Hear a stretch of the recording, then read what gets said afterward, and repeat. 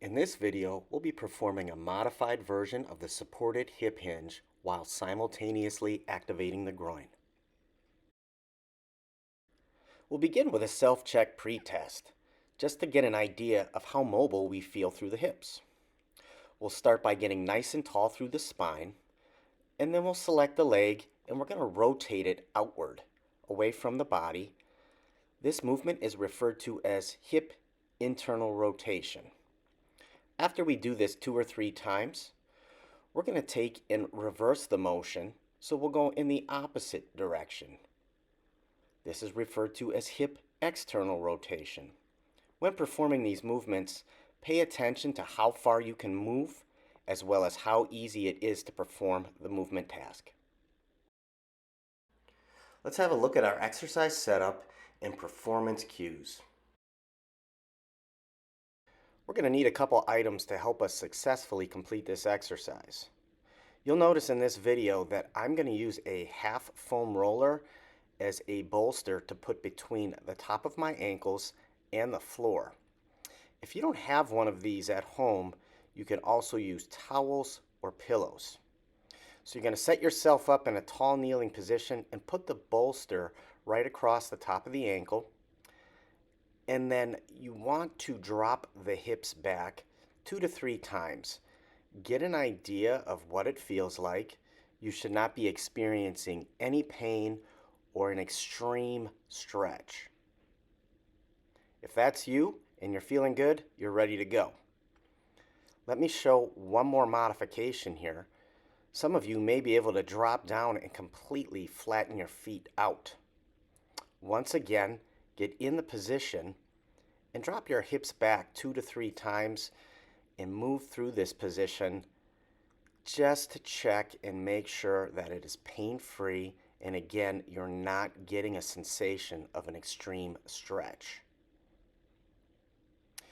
So for myself here, the bolster is more comfortable, so I'm going to be going with this as opposed to having my feet flat.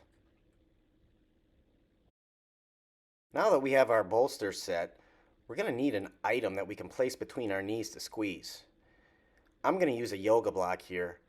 What we want is we want the hip to be in line with the knee and the ankle as best as possible. Yoga blocks are nice because they have different widths.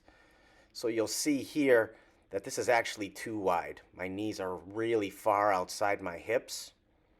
So I can take and use another side of the block. This side happens to be too small, and now my knees are inside my hip width. So let's use the other side of the yoga block, and we have a pretty straight alignment here that's going to work during the exercise for us. Again, we can use pillows or towels for this. You don't need a block.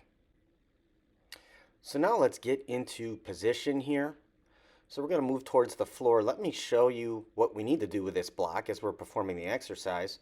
So we're going to take and we're going to squeeze our knees together, and this will create a nice activation of the groin musculature while we're moving in and out of the supported hip hinge.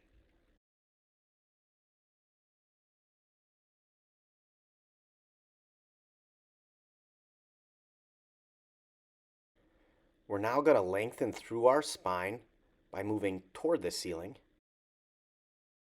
and we'll slowly walk out onto the supportive surface of the chair. So we're on our forearms, and we want to make sure our gaze is straight ahead from this position. From here, we want to make sure we're not rounding our back, and we're also not arching our back and looking straight forward. So let's reset. We'll get nice and tall and lengthen our spine towards the ceiling. We'll slowly walk forward onto our forearms. From here, we're going to take a nice deep breath in, and during the exhale, we are going to bring our hips back to our feet, and we want to maintain the spinal alignment. We'll take another breath in from this position, exhale, and return back up to the starting position.